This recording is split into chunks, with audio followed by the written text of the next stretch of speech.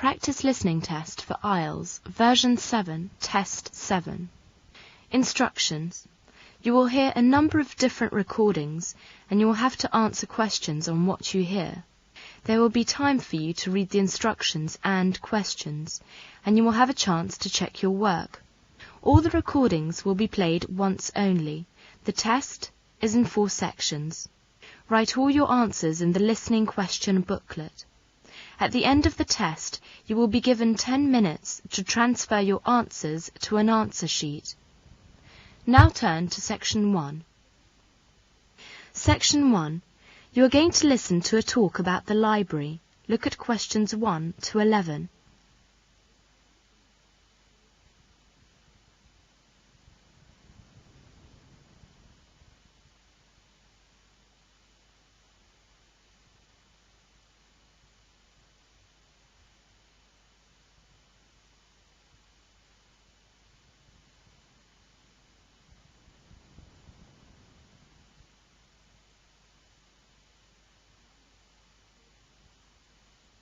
Now listen to the talk and answer questions 1 to 11.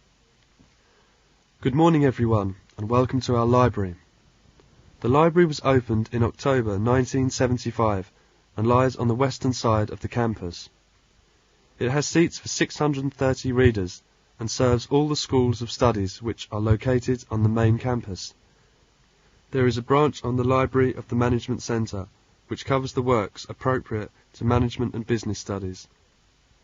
The library has a stock of about 400,000 volumes, including some 63,000 volumes of journals and periodicals. You will be able to borrow up to 12 books at any one time, the normal loan period being 8 weeks. To give all students an equal opportunity to read those books for which there is a heavy demand, the library holds multiple copies of some titles. There is also a quick service collection, which contains the books most heavily in demand. You can study these books in the library, or can borrow them overnight or over a weekend. There are certain categories of books, including the General Reference Collection, which you can only consult in the library. The library subscribes to around 2,900 periodicals, and current issues of most titles are shelved on special display racks. You can borrow periodicals either for 2 days or overnight, but current issues are all indexing and almanacs are restricted to use in the library. Because of the detailed and specialised nature of postgraduate work, you may need to consult material, which is not held by the library. Since no library can now be self-sufficient, given the rapidly increasing rate of publication throughout the world, the library enables you to obtain books and periodicals from other libraries. Through the interlibrary loan system, you can have access to almost every major collection in this country and to many abroad.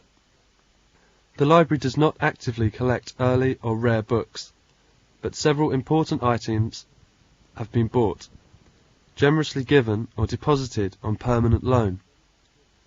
There are collections on the history of pharmacy, dyeing, and local history, and some first editions of J.B. Priestley's works. These can all be consulted in the library. Books and periodicals are not the only vehicle for the storage and retrieval of information, and the library maintains a collection of other resources which are available for your use. We have the Self-Access Language Centre. It's on the 2nd floor, directly opposite the reference section of the library, next to the Micro Lab. In the Self-Access Centre, the library also provides access to information stored in computer dating banks in Europe and the United States. Other materials which are kept by the library and which you will be able to consult are copies of these and dissertations completed by Bradford students, past examination papers, newspapers and pamphlets. All these are in our reserve section, opposite the computer room on the 2nd floor as well. The proliferation of books, periodicals, and all other forms of information available through the library makes the keys to this information an essential part of the library's services. The library maintains a catalogue of its own books and a printed list of its periodicals. It takes most of the important abstracting journals and has a collection of bibliographies and guides to the literature of various subjects. There is a computerized information service known as Labine, which provides information on the library and its services, and which can be accessed both in the library and via the university's computer network. That is the end of section 1. You will have half a minute to check your answers.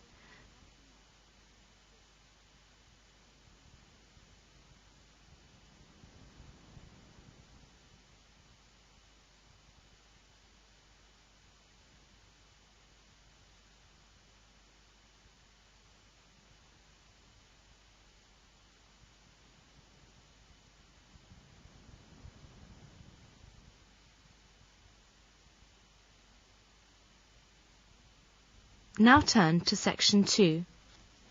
Section 2. You are going to hear a conversation between a librarian and an applicant. As you listen to the conversation, answer questions 12 to 15. Look at questions 12 to 15.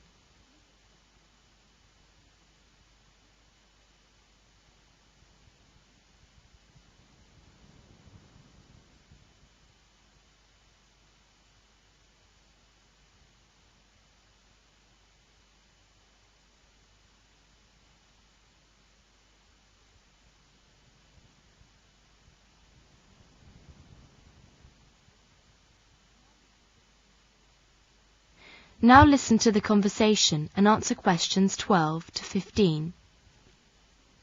Good morning, sir. Good morning. May I help you? Yes, I'd like to get some information about this library. Who can join the library? Teachers of English, postgraduate and final year undergraduate, university students and professionals may apply for membership. I see. How can I apply for membership? Well, first, please fill in a library application form and put it in the box on the librarian's desk. Please make sure that you fill in the labels attached to the application form accurately. We will mail the application form to you at your work unit. Then you must bring the application form which your work unit has stamped and your work card with you in person to the library. At this time, you will be required to pay your library fee and you will be given your library tickets. Is it free for the ticket? I'm sorry, it's not free. It costs 10 yuan for Chinese and 50 yuan for foreigners for a 1-year membership. The fee is not refundable and will have to be paid annually. Well, after 1 year, shall I have to reapply for library membership? Yes, you will have to. I see. What shall I bring when I come to pick up the library card? Please bring your student and work card. Other ID won't be accepted. Your stamp application form too. Oh, one more important thing is that library application forms which are not picked up within 1 month will be discarded, and you have to reapply. I understand. How many books and cassettes can I borrow at one time? You may borrow 3 items at one time, books or cassettes. If a book and a cassette is a set, it counts as 1 item. Items must be returned within 1 month. Can I telephone a library to renew items for another month? Yes, you can. When you ring us to renew books, please give us your name and the first word of the title of the book, cassette, or video. Please remember that you are allowed to renew only once. I see. Just now you said videos could be borrowed as well. Yes, that's right. How many videos can I borrow at a time? You may borrow 1 video at a time. The video must be returned in a week. Oh, only 1 week? Yes. If you cannot return it on time, please call, or otherwise your video library card will be revoked. You are not permitted to borrow feature films. The feature films can only be watched in the library. Oh, I see. Feature films cannot be borrowed. But where can I watch them? In the library. You must first register in person at the desk. You cannot register for someone else. If the library is busy, you are restricted to watching 1 video. If you have any problems with this machine, please inform the librarian. All right. Thank you very much. That is the end of section 2. You will now have half a minute to check your answers.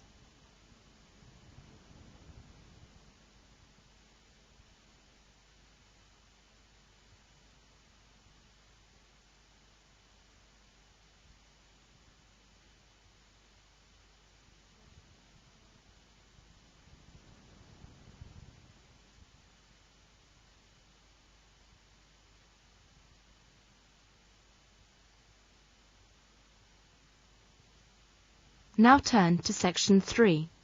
Section 3. You are going to hear a talk about computer development.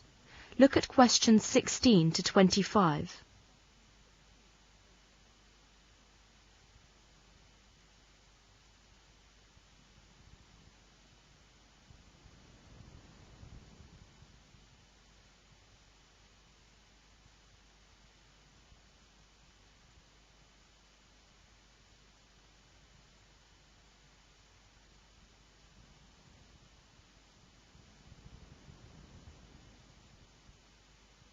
Now listen to the talk and fill in the form and answer the questions. The earliest form of computer was being used over 2,000 years ago, and even today it is still being used in some Eastern countries. It is the simple abacus that you may have used when you were in the infant school. In 1642, a real development in computers came when Blaise Pascal invented the first adding machine. 29 years later, Gottfried von Leibniz developed a calculator that could both multiply and divide, the world's first working computer. The analytical engine was designed by Charles Babbage in 1834. Babbage believed that his machine could be taught to do mathematical tasks.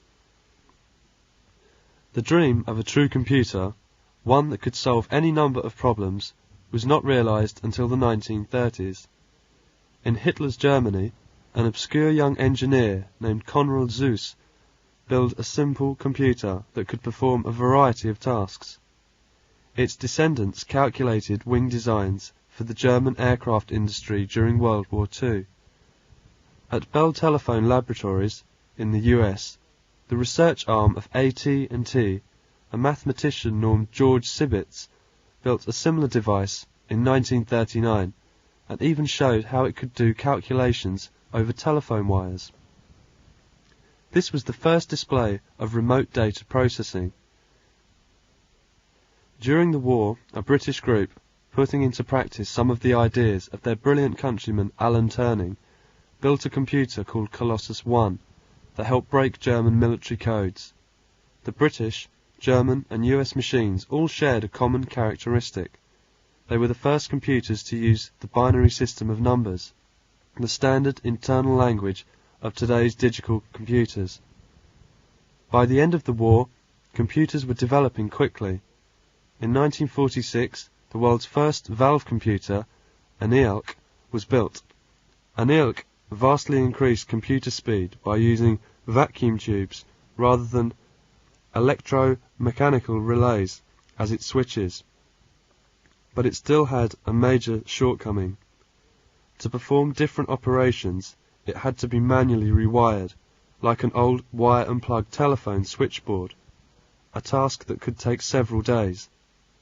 In 1947, 3 scientists at Bell Labs invented a tiny, deceptively simple device called the transistor, short for transfer resistance. For a long time, however, computers were large and complicated machines that only governments and large companies could afford to operate. Then in the 1960s, scientists developed the integrated circuit. From then on, circuit designs could be printed onto a small piece of silicon chip. Computers could become much smaller and cheaper and thus available to everyone. Today, they are commonplace in business, schools and homes. In fact, 1 in every 6 homes in Britain has a computer. That's the end of Section 3. Now you will have half a minute to check your answers.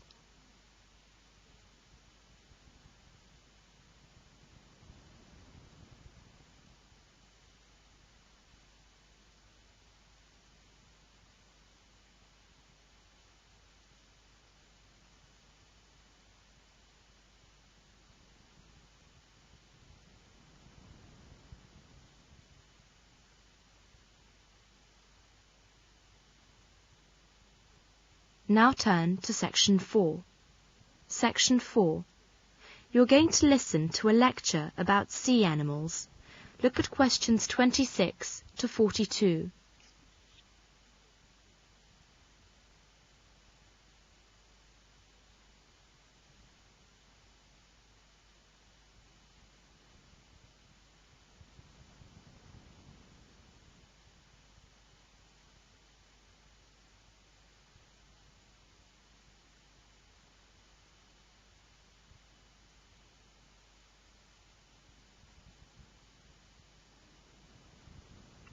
Now listen to the lecture and answer questions 26 to 42. I'd like to welcome Dr. White to our series of lectures on biology. This is the most popular lecture we have had all year. Thank you. Today I'd like to talk about sea animals. We all know the sea occupies a greater area of the Earth's surface than the land. It is the home of millions of living. Animals and plants of the sea have various shapes, colours and sizes. Do you know that there is more life in the sea than on land? The animals and plants of the sea are very important to man as a source of food. Sea animals such as lobsters, crabs, fish and many shellfish can be eaten. Some sea plants like seaweed are also used as food. Animals in the sea range from tiny one-celled animals to huge mammals. The most well-known of all sea animals are the fish. The majority of fish live in the shallow parts of the sea. Even among the fish there are great differences in colour, size and shape. The smallest fish, the goby, is only 1.5 centimetres long, while the largest fish, the whale shark, is over 15 metres long. The weight of fish can range from a few grams to about 900 kilograms. Most fish only live for a few months to a year. Although fish are so different, they have certain common features. All of them have special organs that help them to live in water. These special organs are fins and gills. The fins help the fish to swim in water. They also help the fish to steady and steer itself as it moves through the water.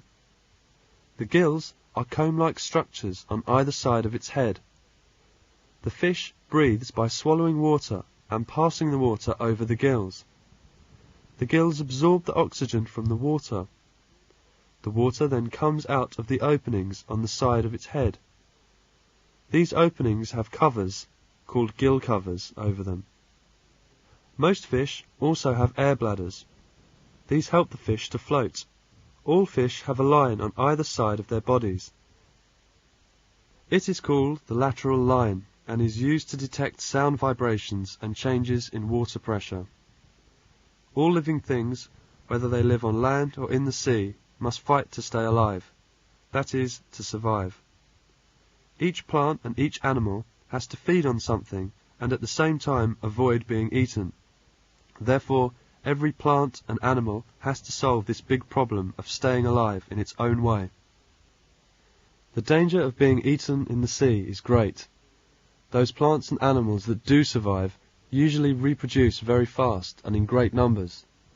The single-cell plant, the diatom, can multiply itself into 1 billion new diatoms in 1 month. Certain sea animals have defensive devices that help them to survive. Sea urchins, for example, grow spines to protect themselves. The sea anemone and jellyfish have poisonous tentacles, which are used for attack and defense. Another method of survival, which sea plants and animals use, is to disguise or camouflage. They usually have the same colour as their surroundings.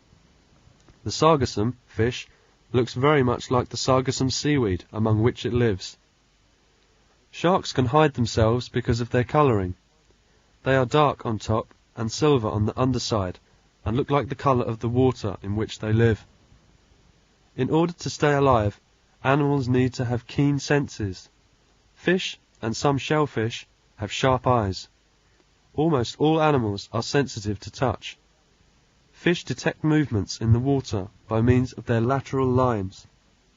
Fish and other sea animals can hear well, and many of them can make different types of warning sounds. In the future, you will be hearing more and more about the sea. It is one of the last training places on Earth which has not been fully explored by men. Today, more and more scientists are exploring the sea. This is because the population of the Earth is increasing so fast that very soon the land alone will not be able to provide enough food for everybody. That is why man is turning to the sea. It is like a huge storehouse. It contains not only food, also many other valuable things such as oil and minerals. The sea can also provide us with a lot of fresh water. That's the end of section 4. You now have half a minute to check your answers.